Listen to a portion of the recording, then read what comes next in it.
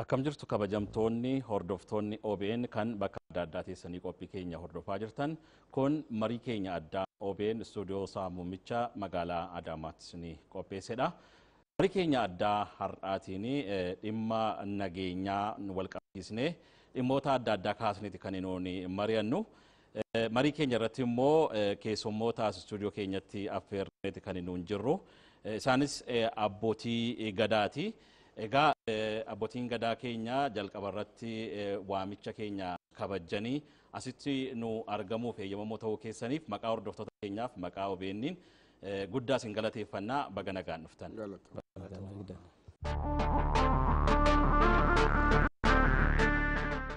Egaa waa'ee nageenyaa yoo nuti ilaalle waan nyaachuuf illee harkatti baatan yoo nageenyi hin jiru ta'e gara afaanitti geessuun hin danda'amu. Akka idil-addunyaattis muuxannoo biyyoota adda addaa yoo nuun kaasnee ilaalle tibbanuma kanneen akka Siiriyaa fa'a goota adda jedhamutti namoonni daa'imman hawwan nageenya dhabuudhaan waan isaan ta'aa jiran ilaalaa jirra. Ollaa keenyas Sudaan Kibbaa, Somaaliyaa, Yemen faas kaasnee ilaaluu hin dandeenya. Faayidaan nageenyaa guddaadha kan nuun jechuu dandeenyu. Waa'ee nageenyaa keessa keenyatti quuqamne yoo nuun kaasnee irratti mari'anne. Kanaaf biyya keenyattis kun akka hin uumamneef nageenyi fullaan akka inni jiraatuuf sabaaf sablammoonni wal kabajanii wal jaallatanii akka kanaan dura akka isaan waliin jiraataniif dhimma nageenyaa irratti mari'achuun yeroo hundumaayyuu barbaachisaadha jechuudha. Kanaaf hordoftoonni keenya qophii kanas hordofan akka isaan hubannaa argataniif dhimma kana irratti kaasnee mari'annaa jechuudha.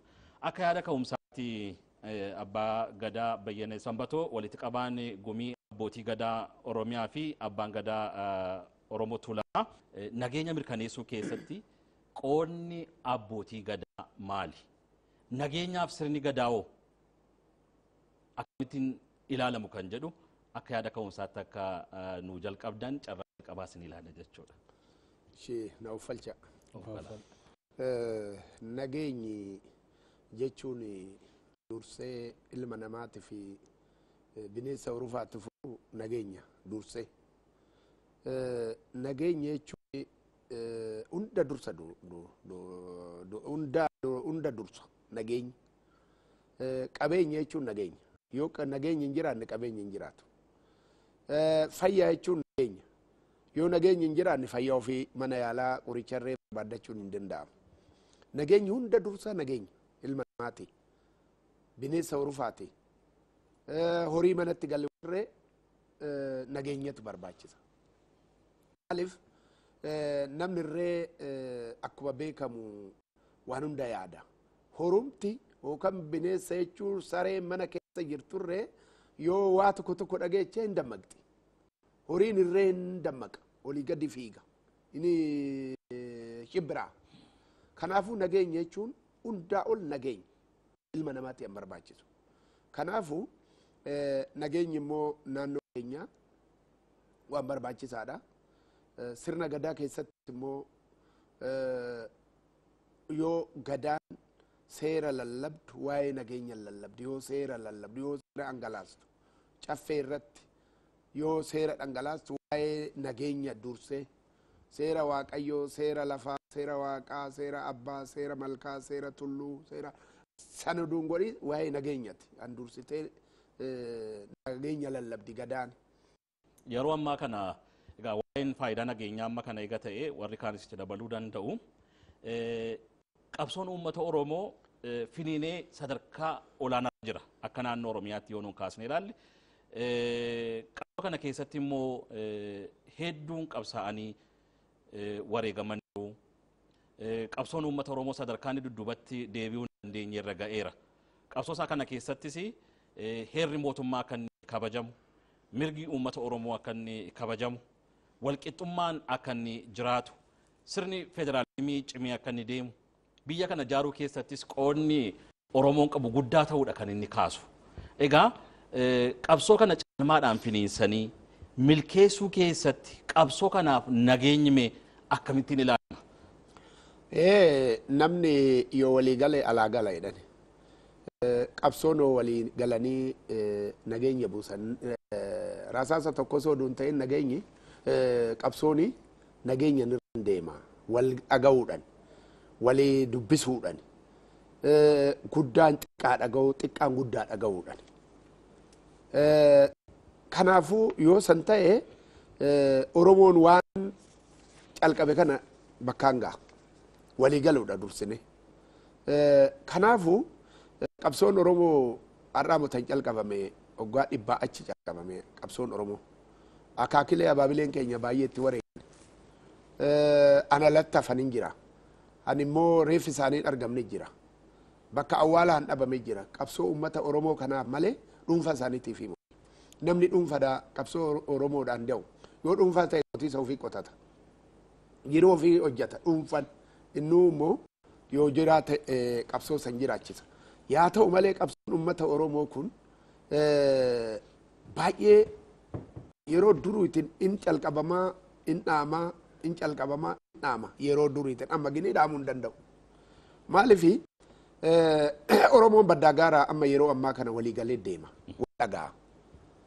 wal dhagaa yoo wal dhaga'u kana immoo dhageessi afaanii bichaa oduun ta'in gurraa bichaa oduun garaadhanis wal dhagachuu isarra jira namni garaadha wal dhaga'ee garaadha wal jaalatee qabsoo bakkaan ga'uu danda'a afaan bichaanani si jaalleen jaalalan taatu kanaafu qabsoon ilmaan Oromoo kun amma yeroo ammaa kana sadarkaa guddaarra jira namni immoo qabsoo ilmaan Oromoo kana nan deebiseeru nama jaanjodha innomaan beeku namoomaan beekne jechaadha kanaafu qabsoo kana immoo waliin gaanii waan barbaadassan hin argatan yaa ta'u malee walii galeedha nageenyan ilmi namaa nageenyan qabsoo yoo walii galtee nageenya waan barbaadassan walii galte bakka san ga'uu dandeecha walii dhaga'uu dandeecha bakkee san ga'uu dandeechu maaliif akka sirna gadaatitti irree abbootiin gadaa yoo wal dhagaanii deeman akka sirna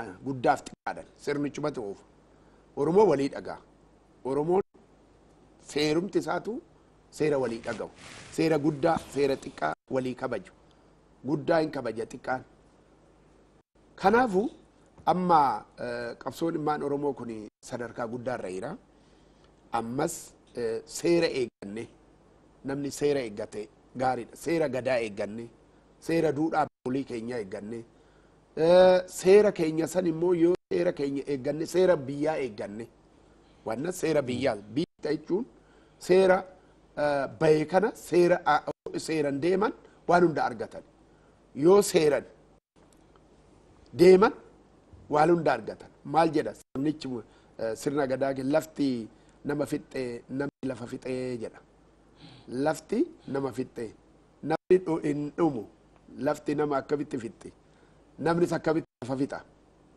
wani jecha guddaadha yoo walii dhagaan yoo suuta deemtee jarjara ta'uu baatte lafa hin fixatta yoo an abbaa kee kooraa abbaa kee farda yaabbatee deemu san lafa san bakka geessu hin geessa lafti hosa fixa yookaan karaatti baate namni yoo kooraa abbaa san yaabbatee jechaadha kanaafu ammas walii dhageenya yoo deemne seera mootummaa yoo seera mootummaa jechuun gaaddisa ol odaa jechuun gaaddisa jala seerri mootummaa gaaddisa jala teechaati biitti seerri hin jirre namni hin jiru jechaadha balaa alaa baateetu hin galtu seera kabajuun namarra jira akka sirna gaateetti namichi seera kabachiisu sun immoo uummata dhaga'uu sarra jira uummata dhaga'uu sarra jira han olaanus han gadaanus yoo walii dhagaanii gaariidha yoo godhuu baatan tokko dhaga'uu qabaadha tokko dhaga'uu barbaachisa anam abbaa gadaati hani seera gadaa miseensa kiyyaa san dirqama dhaga'uun kiyya miseensi kiyya moo naa dhagaa yoon ani gaarii ta'e yoon ani fafee ta'e naa dhaga'uu danda'an ani abbaa gadaa jedhee dambar gattar jedhee akkuma nama beeka jedhee fiigee kongomaan naan dhagaani han namaa dhaga'u jecha ani hojjedhu san gocha ani hojjedhu san uummanni naa dhaga'u uummanni kiyya mootummaan raas waan eegamu jira dhaga'uu qabu uummata mootummaan biyya bulchus san uummata dirqama isaa dhaga'u mootummaan kun echaa dhufe numa keessaa ol ba'e way biyya alaati faranjiin nutti hin dhufne ijoolluma teenyaan baate han mootummaan nu dhaga'u mootummaan imaan uummataa dhaga'u kanaafuu kun akka nu wannoon jenne biitti keenyas immoo sirritti wal dhageenye yoo itti deemne biyya amma itti calqabne kan biyya nagaa goona jechaadha. Itoophiyaa jechuun Oromiyaa jechuun biyya nageenya. Oromoo jechuun nageenya. Maaliif Oromoon nama hin jibbu. Meeqa itti dhufnaa amma sirna gadaa fi Oromummaa akkamittiin ilaalla kan jedhu boodatti dhufnaa. Dhimma nageenyaa irratti mee kan abbaan gadaa kaasan irratti dabalataan waan jiru yoo jiraate carraa lamaan keessaniif kenneen isaaniitti immoo deebi'a. Gadaan akkuma abbaan gadaa jedhe gadaan nageenya hin lallaba. Wanni namni beekuu qabu gadaan yoo dhimma tokko irratti mari'atee yoo dhimma tokko irratti garaagarummaan uummate yeroo dheeraa fudhatee irratti mari'atee walii galteedha murteessa malee yoo harki caalu harka xiqqaatu hin bita jedhan suni gadaa keessatti fudhataman qabu. Fakkeenyaaf parsantiin 51 parsantii 49 mo'atee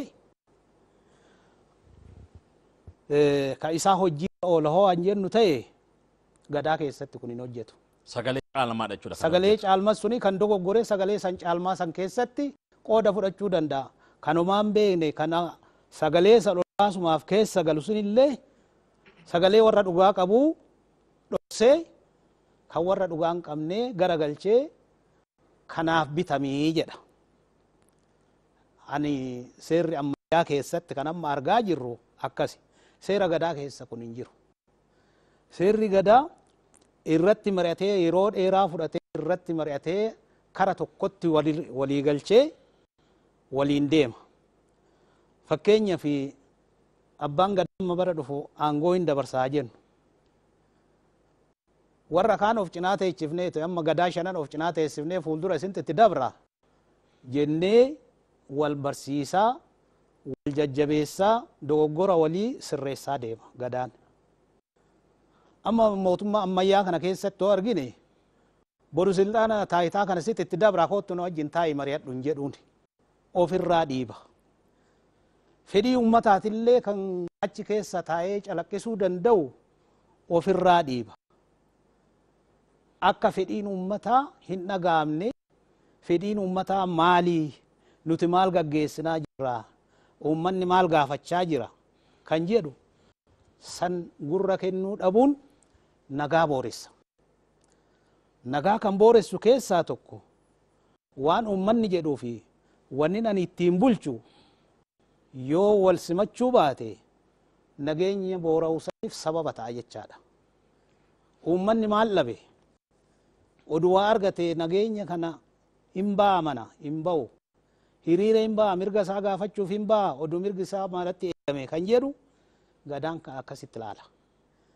Yoo akkasitti kan deemamu ta'e namni gadaan kun hoggaa 60 wanni oduun kufin har'a gayeef akkasitti waliigalteen sagalee isa jalaa sagalee uummataa sagalee paartilee shananii dhagayee wal gorfaa wal qajeelchaa wal sirreessaa yoo aangotti beellee wal barsiisaa deema malee waliin goomatusi wal kuffisuudhaafis wal ajjeesuudhaafis qawwee walitti baasuudhaafis gosaan walitti ba'ee akka wal lolus hin barbaadu gadaan.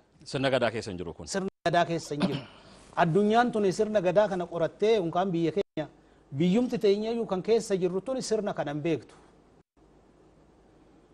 Ormuyyuu amma addunyaa irratti qorachuu calqabanii jiru. Kan silaa addunyaa dhafuyyuu ta'u haalli gaggeessummaa uummataa gadaa keessa hin jira sirritti. Oduu akkasitti itti fayyadamu ta'e wanna nagaa booressu oduu nageenyi hin boora'in battalumatti karaa qabsiisan. Wanni karaa qabsiisan ati yoo mirga kee na gaafatte lammata nan gaafatiin jedhee gurra keessa si dhaanuun qabu ani. Mirga keessan dhugaa qabamoo dhugaan qabu namni kuni jedhee ilaaluu qaba. Kan sila abbaan gadaa wal bira qabanii mootummaanis wal dhaggeeffachuun isaan jedhan suni jala muramuu qabaa jechuudha. Kana wal dhaga'uun barbaachisaadha. Namni immoo lafumaa ka'ee hin ba'u mana. Hiriirri nagaa nageenyi boora'us waa tokkorraa ka'a. Waa tokkorraa ka'a. Keessa'uu uummanni bal'aan wanni kaasu dhugaadha jennee yoo fudhanne furmaata yoo kennine ibiddaan hin dhaamsani. Ibidda bishaan hin dhaamsani. akkasitti yoo fudhannee keessa isaa qorannee sirritti ilaallee kanan an jedhe yoo fudhachuu baattee ati ilaalchi kee kan biraati ati diina yoo kan jennu ta'e walii galteen hin jiru wal dhageettinis hin jiru nageenya kana kanattu nageenya boorsaa kuni akka hin taane dursanii rakkoo suni maal jedhanii gaafachuu yoo kana furuu dadhabne gaggeessummaan keenyallee gaafii keessa gala jechaadha. Uummata bira hoogaa amma mirga isaa gaafachuu qaba dhuguma akkasiin jettan deebii hatattamaa argachuu qaba garuu obsaan deebii namni kennamuufiitti qabsoonsaa gaaffiinsaa bifa nagaan akka inni deemutti maaltu irraa eegama amma iddoo tokko tokkotti darbee waan uumamu waan jiruuf kan akkamittiin ilaaltu gama uummataatiin waan jiru kan. Gama uummataanis waan tokkotu jira.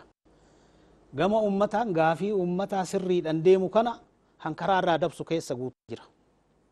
Baay'ee waan hubannees hin qabna. Karaa hin taanetti waan hin taane akka raawwatu kan gaggeessuudhaaf achi keessa mootummaadhaan uummatas mootummaadhaan wal dhabsiisu achi keessa hiriiretu jira. Suni uummanni kan of keessaa eeguu qaba. Amma hanqinoonni yeroo baay'ee mul'atan wanna akkasii of keessatti eeganii gaafii ofii kallattii barbaadaniin gaggeessuu dhabuun hanqinni achi keessatti hin jira. Fakkeenyaaf nu irreecha bara kanaa irreecha hora arsadii irratti waan hubannetu jira. Warri alaabaa Oromoo qabatee deemu kan faajjii abbaa gadaa qabatee deemu hundu fuula Oromooti. Warri immoo ta'eedhaniitu ayyaana sanii akka boorawwachuu fi wanna mootummaan dhowwee qabatanii deeman baay'ee jirra. Ilaali. Waan akkasii warri mirgaaf deemu warri mirga kiyyaam gaafadha jedhee seeran karaa sirriirra deemu warra akkasii of keessaa eeguu qaba. Kabajamtoota hordoftoota OBN kan bakka adda addaa teessanii qophii keenya televezyiinii fi reediyoodhaan hordofaa jirtan marii keenya addaa dhimma nageenyaa irratti xiyyeeffannee abbootii gadaa waliin mari'achaa jirru kan isin biraan ga'aa jirru. Egaa mariin keenya ammas itti fufeeti kan inni jiru. Mee isaaniif mocarraa kenneen nageenyaa fi Oromummaa akkamittiin ilaaltu? Sirna gadaa keessatti akkamittiin ibsama? Nageenya jechuun sirna gadaa keessatti yoomiyyuu lallabamin kan bira dabramee miti. Nageenya jechuun aniifatamma gargari soo bulle akkam bulte abba si gaafadha akkam bulte nagaanan bule waliin jenna biyya nagaa jiru keessa jiraachuu dandeenya. Gadaan ilma namaa dhiisitee bineensa ummaatiifuu nageenya lallabdi. Maalii Oromtichi tokko bofni amma siidduuf sitti dhufa hoo sitti dhufe hoo aki amma siiddutti hin ajjeessu hoo kas siidduudha jedhe ta'e illee hoo ajjeeste gumaa gannaqxa. Maaliif maal barbaaduudhaaf kun nageenya barbaaduuf harki kiyyan xuraayinii kan jedhuuf sirni gadaa keessatti yoomiyyuu nageenyi lallabama. Caffee irrattis haa ta'u gumii irrattis haa ta'u bakkee hundattuu nageenyi lallabama. Haa ta'u too maaltu irratti fakkaate abbootiin gadaa yoomiyyuu nageenya lallabuun dhiisa. Kan dhaga'uutu dhabame. Amma haala biyya keenyaa kana wal kan nu dhaga'uu dhabame. Yeroo baay'ee kana ta'uu qabaa. Tokkummaa ta'uu qabnaa. Cimuu qabnaa. Waliigaltee qabaachuu qabnaa. Hooggana biyyattii kan bulchulleen kana rakkanne jennee karaa nageenyatiin itti ibsachuu qabnaa.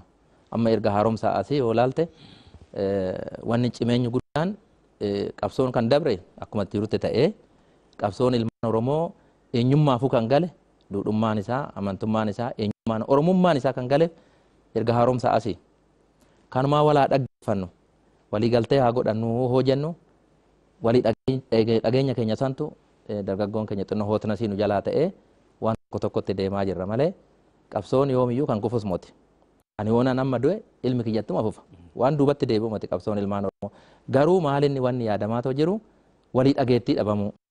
Abbootiin gadaa maal jedhan? Hoogganaan keenya amma irra jiru kun maal jedhan? Oduu jedhame yaada amma garaa keenya keessa jiru kanalleen kan dubbatamaa tureeyyu. Waan garaa namaa beeku arrabni hin dubbatu. Duuchumattas hin jedha. Kan amma irra jiru kanallee tanaan dura kan himamaa too tura hoogganaa keenyan bulchaa biyya keenyatiin jechaadha. Itoo haa ta'u too oduu akka abbaan gadaa keenya jedhanitti oduu akka pirezidaantiin keenya jedhanitti walii dhageettiin jiraate tokkummaan jiraate wal dhagahuun jiraate dhaabbannee too maaliin wanni oduu kan jennu jiraate waan gaarii ta'a. amma abbaan caffee asii kaasan duratti maalii hiriiruma amma namni baddalamu malee kan rafiitti gadi hin bahu. Ollaan kee ho'a tokkos asii baddalu ta'e ollaa keessa reebuudhaaf baata. Maaliidhaaf hoo uleen irree reebuu baatte arrabaan illee itti gadi baata. Hoo gadi baatu san jaarsi biyyaa jidduu seenee atis hin arrabsin atis dhiisi jedha tasgabbeechee uleen jidduu kana keessa hin jiru. Oromummaa keessa uleen hin jiru. Uleedhaan biyya bulchan nama bulchuu hin dandeechu. Yeroodhaanis nama bulchuu hin dandeechu. Ollaa kee akkamitti bulchitaate lolteeni waliigaltummaadhaan jaarsummaadhaan waan hiikamuu danda'u akka gadaatitti hoo ta'uu baate akka jaarsa biyyaatti akkasitti itti deemama. Itoo maaliin dhageettii dhabame waliigaltummaa isaantu dhabame. Har'a immoo uummanni keenya chaate nama miidiyaa addaa hordofu OBN illee amma baay'ee carraa guddaadha. Qotee bulaan keenya akkuma jirutti ibsaan galee laala waan gaariis waan yaraas amma madaalaa jira.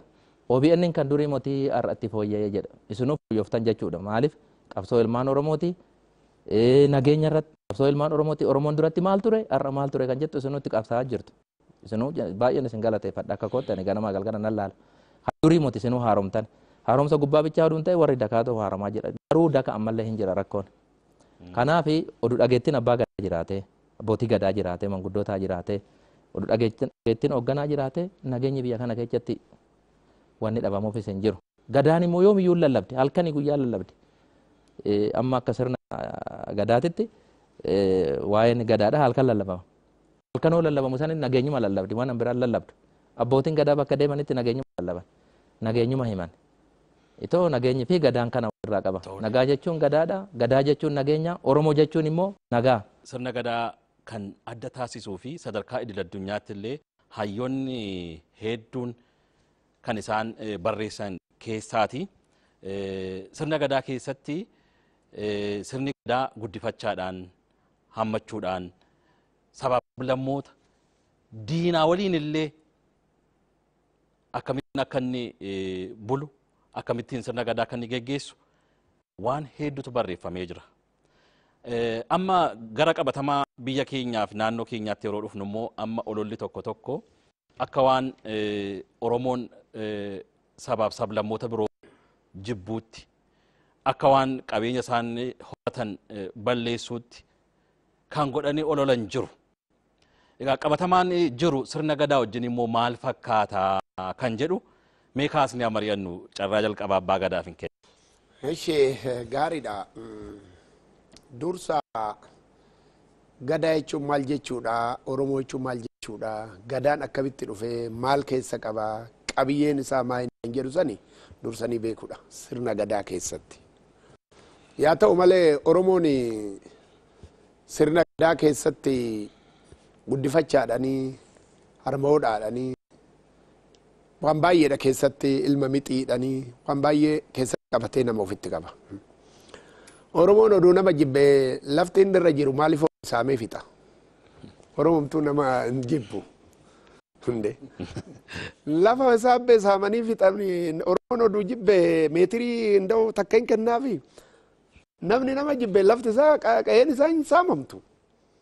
Oromoon bee oggaa achi oggaa Haile Sillaasee Hatsee Minilikiin calqabeeti lafti isaa saamamaa jira. Qe'ee isaa saamamaa jira. Oduu nama jibbee namni nama jibbu suni qe'ee isaa hin kennu lafa hin kennu. Oromoo jechuun jaalala. Oromoon nama jaalata. Namni Oromoon nama jibba jedhu sun isatu nama jibba. Kan inni sammuu keessatti qabatee dhufe sanii namarratti fida. Akka sirna Oromootti akka sirna Gadaatitti Oromoon nama hin jibbu. Maalifi hambira boojuu hin booji'a Oromoon duri lolaanoo booji'e qe'ee kennaafi lafa kennaafi mana itti ijaara niitii itti fuudha farda biteefi ilma akka ilma gudeedan dhalcheetitti ilaala nama fide san Oromoon hin dhiibu. Kana oduu dur nurra dhuftee oduu Oromoon dhiigan deebiseedhe maaliif nama guddisuu danda'a? Ilma gudeedaa kiyyar sin jaaladha ilma ofitti fidee ta'e ilma gudeedaa kiyyar sirnichi matuudhaaf sirnicha galeecha nu keessa heeru jira. Kanarraa abbaa fidee innutti lallaaquu oduun ta'e innutti maarii godhuun ta'e innutti irkisuu oduun ta'e namicha Oromoo nama jibbu jedhe santu nama jibba inni ofiinu malee sirna gadaa keessatti Oromoon bee qe'eesaatti isaa saamame. Oromoon bee bakka itti dhalate irraa fudhatame. Oromoon bee qe'een abbaa kiyyaa sanii jedhee to'an itti himuu dhabame. Anuma ija laallu kana akkamitti Oromoon nama jibba. Ilma isaatii ani hin goone bee nama alagaadha kenna Oromoon. Ilma isaatii ani hin goone amma alagaadha kenna Oromoon. Qe'ee akaakilee abaabileessaa akaakilee abaabileessaa ishii ka'eennan ka'eetuma irraa siqee wannoo eenyu ijaarrata achi siqee ta'u malee Oromoon akkamitti nama jibba. Oromoon unkaan nama jibbuu dhiisi bineensa alaatu hin jibbu. Duratti maal jedha abbaan muudaa? Bineensa alaa boofaa jedha sirni gadaa keessatti boofaan ajjeestuu itti caffee. Boofaan ajjeestuu muka sirrii murtuu bineensa alaan ajjeestuu gumaa qabdii itti caffee. Sirna caffee saniin abbaaffee miseensi gadaa shananiitu kanumaan deema. Kanaafuu Oromoon akkamitti nama jibba. Har'a jibbisa bara. Han nama jibbutu nama jibba. Eessaa dhufa amma ololla akkasii kun yeroo isin ilaaltani? Ololla kuni lafa Oromoo saamuudhaa han jedhan lafa Oromoo hanafte tan itti fixuudha. Ishiinuu nafsee keessa jira. Amma nafseetu xiqqoo malee buqqisanii. Lafa Oromoo itti fixaan jedhu Oromoon nama jibba jedhee nama biraa itti hirkee itti kenna. Maaliif? Olola biraa irratti oofte nama tokko yoo olola oofte sammuusaa jeechita. Tokkoffaa namichi olola oofte oofte waanuma ololaa sana haasa'a malee qabeenya isaa hin hojjetu. Yoo qabeenya hin hojjenne hin iyyooma. Yoo iyyoome lafa irraa fudhatama. Olola diina akkuma abbaan caffee irratti wannoo baatanii fiigan jedhe san argite. Hin fiigan madaa kee tuqan. Madaa baay'ee qaba Oromoo. Madaa keessan tuqassanu madaan keessuun uranii keessa yoo deemte si ura. Si madaa tuqaniiti. Oromoon iyyee Oromoon akkana godhee achii godhe inni gaaddisa ta'e ilaala argite madaa si tuqe. Madaa keessan immoo akkamitti akka fayyitu kiniinii yookaan immoo marfee yookaan immoo qoricha hin barbaaduuf argite. Qorichi kana durii kana taate amma qorichi kanaan jedhu sun hin jiru. Kanaafuu qoricha dhiisaniit Oromoo olola irratti baasanii badaa tuttuqanii suwee inni gaaddisa jala jateet iyyi siifan iyyaadha addarra godhata yoo namichi addarra godhata anamma waan addarra godhatiin arrabsita an addarra godhate san laalta malee yabbaa gadaati kun olaalle addarra godhate na arrabsee jetta malee ati ginii gaaddisa jala teecha kanaaf amma namni keenya kan addaan baasee beekuu sarreera. Abbaan caffees waan isin itti dabaltan yoo jiraate gama kanaan keessumatti gabaabsanii kan nuu kaastan olola kanaan wal qabatee waan jiru maal fakkaata? Ololli kun ammaa mootii kan calqabe. Duruma kaasee ololli kun kan gaggeeffamaa ture hin jira. Bakka lamatti laalaani. Warra sirriitti aadaa Oromoo beekee qoratee beekee oduma beekuu uummata Oromoo kana akka jibbamu akka tuffatamu taasisuuf ka irratti barreessaa turanis hin jiru ka olola irratti gaggeessaa turanis hin jiru. Warri kun immoo warri sadarkaa lammaffaa irratti ilaalu warra homaa hin beekne waanuma dhagaan qofaa fudhatanii kan Oromoo irratti olola gaggeessantu jira. Warri sirriitti waa beeku kun Oromoo waan hunda qabu aadaadhaanis caalmaa akka qabu hin beekan warra gadaantummaan itti dhaga'amu. Warri gadaantummaan yeroo baay'ee gadaantummaan kan itti dhaga'amu adaganyaadha. Baay'ee balaa guddaa qaba. Ofii olaantummaa mirkaneeffachuuf jecha warra kaan xureessee tuffachiisee sabni hunduu akka tuffatu gochuuf ka irratti gaggeessudha. Kun immoo balaa qaba. Har'allee kan nama keessaa baduu didee sanumaan kan deemu ololli kun ammallee sammuu namaa keessatti turee Oromoon akka waan nama jibbuutti Oromoon akka waan nama wajjin buluu hin barbaannetti warri itti deemu hin jira. Oduma beekanuu immoo hawaasallee kan dogoggorsaa jiran hin beeka. Oromoon gonkumaa akka nama bulchuus hin dandeenye nama bulchullee hin qabu warra jedhantu faatu jira. Akkamiin nama bulchuu dadhabaa? Oromoon ofiiyyuu nama walajjeeseyyuu kan gumaadha walitti araarsee lammata waliin ajjeesin jedhee waadaa galchu akkamitti nama bulchuu hin dandeenye akkamiin nama jibba mee wanni guddaan ajjeechaa kan caalu hin jiru yakki guddaan ajjeechaa lubbuu kan caalu hin jiru warra lubbuu wal ajjeesee walitti firoomsee walitti araarsee gumaa kaffalchiisee waliin nyaadhaa hidhee harka walirraa nyaachisa waan abbaan gadaa ibsa uummata kanarratti oloolli akkasii gaggeeffamuu hin qabaasla hin qabu gonkuma amma rakkoon achii dhufti rakkoo kana olola kana kun kaanumarraa fudhatee kan ammallee itti jiru kan ammallee uummanni kun uummata kaan akka waan jibbuutti yoo hiriirri uummataa yookiin hiriirri waan mirga uummataatti wal qabate ka hundi uummata Oromoo keessa gaggalchanii waan Oromoon hin barbaanne akka godhu kan raawwachiisan warruma olola akkasii oofusan kunoo laali nama ajjeesee jira kunoo laali mana gubee jira kunoo laali makiinaa gubee jira warri jechisiisan ammallee Oromoo keessa namanii warra rakkoo akkasii warra olola oofan ololli sun mirkanaa kunoo jechuudhaaf jechisiisuudhaaf waan akkasii uummata keenya keessa taa'ee kan raawwatutu nu rakkise har'allee kun dhaabachuu qabaadha kuni dhaabbachuu qaba ilmi namaa kan nagaa yaadoo ta'e olola kanaaf gurra kennu hin qabu qabsoon amma jalqabame kun bifa nagaa ta'een itti fufee mirgi uummata Oromoo kabajamee olaantummaan uummata Oromoo mirkanaa'ee akka deemutti mootummaarraas qeerroorraas fooleerraas abbootii gadaa abbootii amantaarraa waan eegamu gabaabsitanii nuu kaasanii gara abbaa mudaatti darba kuni waan gaariidha mootummaarraa dura ofirraa kaana abbootii gadaarraa wanni eegamu akkuma duraan lallabaa jiran dhugaa sodaachuu dhiisanii dhugaa jirtu ammas mootummaatti simaa uummata ofiitti simaa dargaggeewwanitti simaa deemu dhugaa jiru dhugaa Oromoon qabu mirga Oromoo irratti sootee mootummaatti himaa deemu mootummaan immoo abbootii gadaa dhaga'uu barbaanna nuti mootummaan naannoo Oromiyaa manuu dhaga'uu qabee jira akkuma waliigalaattuu mootummaan immoo akka biyyattiittis Itoophiyaa bulchuu hin jira inni sunuu dhaga'uu qaba inni yoo gurra dhoowwatee ammallee nagaa walii kennuun hin jiraatu maafi akkasumatti wal jibbaa deeman ta'a gurra kennuufii qaba abbootii gadaatiifis waan immoo gaafii uummataallee karaa mootummaatiinis gaafii sanii uleedhanis deebisuu qabu qawweedhanis deebisuu qabu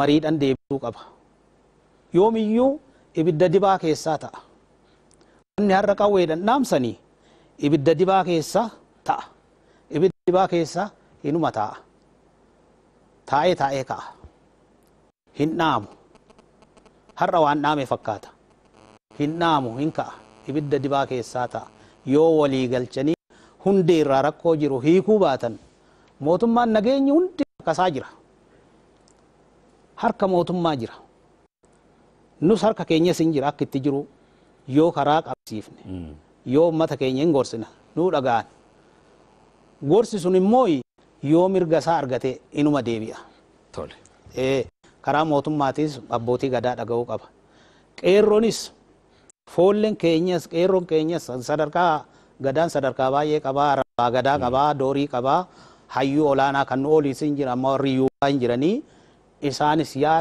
yaadni tokko gadaa sirni gadaa keessa warri jiru hundu yaada wal fakkaatu qaba rakkoo hin qabnu achi keessatti kanaafuu qeerroon keenyas yoo mirgaaf ka'e kan isa keessa deemee waan hin taane raawwatu gaafii hin taane kara hin taanetti han jijjiiru ofirraa eeguu qaba mirgi uummata Oromoo kabajamuus qabaa kuni mirga karaa nageenyatiin nus akka abbootii gadaatti mirgi Oromoo akka kabajamu itti fufna karaa nageenyatiin Oromoo keessatti wanni beekuu qabnu tokko gaafa gaa'ela raawwatee haadha manaa tokko wajjin gaafa taa'u maseenuu dandechaati manaansaa gaafa ishiin maseentu guddifata saban biraatirra gaafa guddifatee oduu waliin jiranuu haati manaasaa sun akka waaqayyoo ta'ee hin deeche gaafa ishiin deechee hangafa kan ta'u kan gaafa duraa guddifate san erga kan nama jibbu ta'ee ergan ilma argadhe kottu ba'e hin jedhu saniin Oromoo yoomiyyuu abbaan gadaa kaasanii Oromoo yoomiyyuu lafa kanarratti nama jibbees hin beeku. Dandeentummaadhaan jiraata. Tokkummaadhaan jiraata. Amma hololli guddaa jiru maali? Oromoon qaroome sammuun isaa fagaate. Baay'ina keenyas diina nuti ta'aa jira. Lafti teenyas diina nuti ta'aa jirti. Baay'ina keenya saniif akkam goonee mataa gadi qabachiisnaa sabaaf sablammii irratti kaasne jedhanii warri Oromoo jibba qabanii jedhan. Isaatu kanatti deema malee Oromoon konkumaa jibbeetis hin beeku. Qabsoon ilmaan Oromoo yoomiyyuu waan duubatti deebi'ullee miti. Qaroomina ittuma bal'achaa deema malee itti fagaachaa deema. Anamma amma ofii kiyyaa mana kootitti akkuma duratti sii kaasee miidiyaa adda addaa nan laalaa waa baay'ee nan laalaa waa baay'een argaa jira. Ilmi koo immoo kana caala fagaachuu danda'a. Oromoon kana achitti gadi jedha jechuun konkumas hin danda'amu. Karaa mootummaatis immoo abbootii gadaati gurra kennuu qaba. Qeerroo keenyaa gurra kennuu qaba. Dargaggoo keenyaa gurra kennuu qaba. Namni biyya bulchu tokko garaa dhiphateetuma uleessin bulcha waan na jedhu kuni ani karaa kootitti akka kootitti waan naa fudhatamus moti waan na kala kuyyattis fudhadhu moti. Maaliif namni amma mana kee keessatti atamma ilma tokko teechistee haadha manaa kee wajjin teechistee gorsitee huu inni dide lammiitti baasta. Firatti yaamta, gosatti yaamta. Asitti gorsitee bulfatta malee ilma keetuu qaxaaxxee nan bulchaan hin ta'u. Kanaaf waan mootummaa waan sabni keenya jedhu, waan ijoolleen keenya jettu, waan qeerroon keenya jedhu, waan foolleen keenya jedhu, waan irra caalmaa immoo waan abbootiin gadaa jedhan nutti dhiyaatanii gurra nuu kennuu qaban. Hunduu biyya kanaaf mootummaan amma haaromsaa asii kunis biyya tanaaf kan halkanii guyyaa tattaafachaa jiru. Abbaan gadaa kaasee biddeena tokkicha nyaata malee biddeen kudhan hin nyaatu. Biyya tana wajjin guddisnaa wajjin sadarkaa guddaa irra geenyadha. Qeerroon keenyas waan pirezidaantiin keenya jedhu dhagahuu qaba. Waan abbaan gadaa jedhu dhagahuu qaba. Waan abbootiin gadaa jedhan dhagahuu qaba. Foolleen keenyas kana dhagahuu qaba. Rakkoon hoo jiraate daandii ta'uun karaa ta'uun abbootii gadaatitti nutti dhufanii nutti himachuu qaban. Yoo warra olaantutti dhiyaachuu baatan karaa abbootii gadaatiin rakkoon jiru hiikamuu danda'a. Yoo tokko taane boru waan bakka barbaanne gahuu hin dandeenya. Har'a hoo tokko ta'uu baannee addaan kan ciccinnu ta'e immoo matti hafuu dandeenya. Hoobee humna qabaatti tabba baata, tulluu baata. Oduu humna qabaatiin akkanumaan tulluus namba hoo bishaan tokko dhugdee waan tokko galaa tokko galaatti qabatte tulluu bahuu dandeecha, tabba bahuu dandeecha. Malee akkanumatti erga takkasim jennee hin baanan hin danda'amu. Humna olii ta'uu qabnaa Humna olii ta'uu qabnaa, tokkummaa ta'uu qabna. Tokkummaan hin barbaachisa, walii dhaga'uun hin barbaachisa inni. Abbaan manaati faati manaatu waliin dhageenye manni sun mana ta'uu hin danda'u. Hin diigamaa jechaadha. Ijoolleen teenyas in dhageecha akka dhageechus hin beeknanu.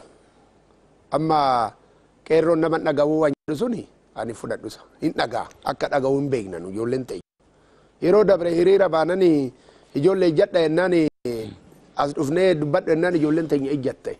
Nama ijoollee teenyaa dhaga'uu dhabame. Hoo dhugaa haasa'uu jenna. Nama ijoollee teenya maaliif hin jedhu san ijoollee teenyaa dhaga'uu dhabame. Ijoolleen hin dhageechi maaliif hin dhageenye? Ilmi abbaan dhageenye ilmaa muti. Ilmi haadhaan dhageenye ilmaa muti. Ilmi gosa dhageenye ilmaa muti. Safu kun jetti gad caffeen. Maaliif ijoolleen maaliif jettee hin jedhu nuyi ammaa muti hin jenne nu irra deebi'u.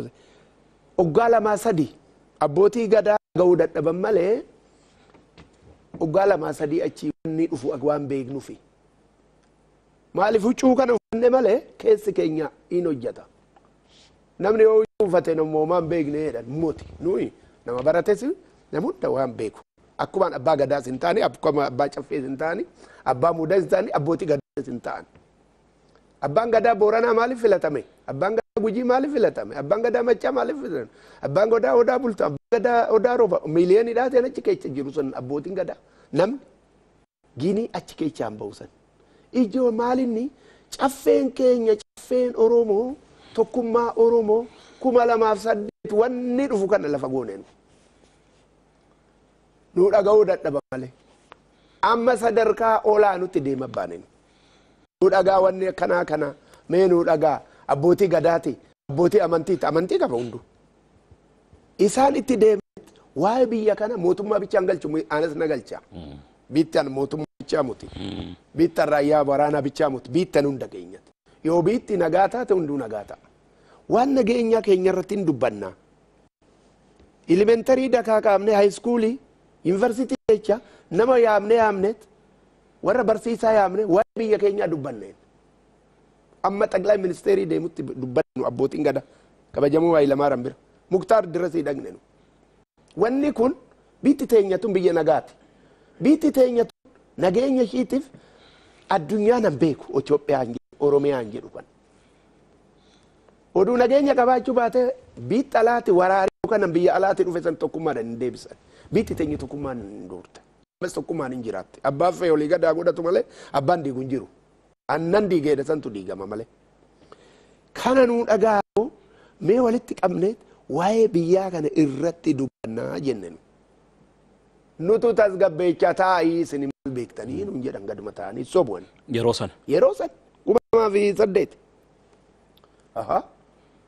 Nu akka hin beekna waa biyyaa nu galchanus namoonni miliyoonni nu jala jira abbootii gadaan nuyi jaarsa biyyaati hin beekna oggaa 40 aangoo fudhanne oggaa 5 fudhanne nu beangoo oggaa 40 keessa dabarree fudhanne oggaa 5 daa'ima daaddeen deemtu shi nu oggaa 40 fudhanne sadarkaa dabarree lakkii yennaan galaa jedhan hinuma galle hinuma deemne irreecha 2009 waan nurra ga'ee arge abbootii gadaa dhaga'uu dadhabanii namni du'e san nuu gala hin galu dhibee sammuuti oggaadhaan nama jedhan bakkeessan barreen gaddaa kabajamoon pireezidaantii naannoo Oromiyaa ammarree isaa jiraachisu dhugaan jedheen nuu dhaga'e abbootii gadaatii dhiisaa jedhe nageenya hin gale uummanni keenya oduu qoreen waraaniin namni saaxinii irree nuu qobbeechee yuun dhuman jedhanii rabbii hin jenne immoo argite nageenya akkatti dhufa walii dhagaani waan hunduu dhufa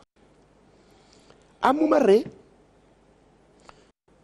yoo walii dhageenya biyya tan itti fufsiisuu dandeenyu walii dhaga'uun dirqama abbootii gadaatii dhaga'u abbootii amantiitii dhaga'u jaarsa biyyaatii dhaga'u qeerroo walii dhaga'u hin dhageechi ijoolleen teenya akka dhageechuu hin beekna har'a ijjadhoo dhodee akka ijjatan nan beekaan safuu qabdi ijoolleen teenya ilma safuu hin guddatte ilma Oromoo jalatti guddatte ilma akaakayyuu jalatti ilma akkoo jalatti ilma abbaa jalatti ilma jaarsa jalatti guddatte ijoolleen teenya akkumaan fiigani wanna beeknu nu ol jedheetu nama laalu ilmi Oromoo hoo dhugaadha daasa'u jedhu ija keessa isin qottu ijoolleen teenya gini itti dhaqaamnaan gadi yaate hoo gadi yaatu kan ammoo walitti qabdee silaate maa inni rakkoon keessa rakkoo sanii furta nama barate har'a yuunivarsiitii keechaan baratte ijoolleen kun qonna zam jedhanii qonna keechaan dhufne qorii tiksa keechaan dhufne nama barate kan ammoo walitti qabdee isarraa isa fudhatta ati sidaata bitti nagaa ta'a.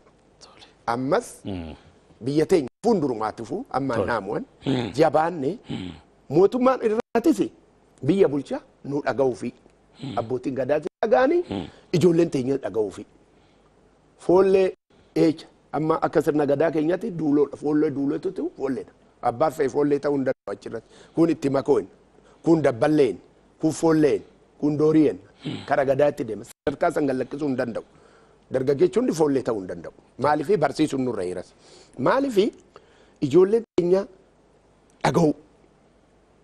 Hanbaratu barachuu. Anna gadachuu. Qoonqoonqanii takka ganamoo nyaatte galgala sin eegdu. Nu iyyeessa. Hanganama nyaanne xaarru malee boru itti ba'uu hin dandeenyu.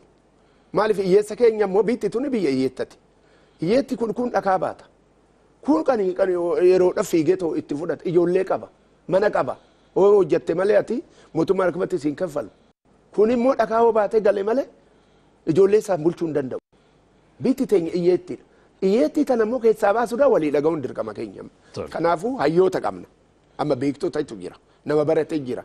Amma Oromiyaa keessa hayyoonni guddaa jira. Hayyoota kana ammas walitti qabanii abbootii gadaa walitti qabanii maaltu nu fufsiisaa fuulduraa. Mee biyya keenya kan akkamitti nageenya finnaa. Hoo nageenyi jiraata mootummaanis nageenya kara misoomaa goraabe. Dargaggeewwan keenya wal dhaga'uun dirqama keenya. Ilmi akkuma irra deddeebine kana godhuudha. Bishaan baasuudha. Ibsaa galchuudha. Daandii yookaan immoo asfaaltii hojjechuudha. Mana yaalaa ijaaruudha. Yuunivarsiitii ijaaruudha. Mana barnootaa ijaaruudha. Nageenya fiduun nurra jira. Tole. Kana.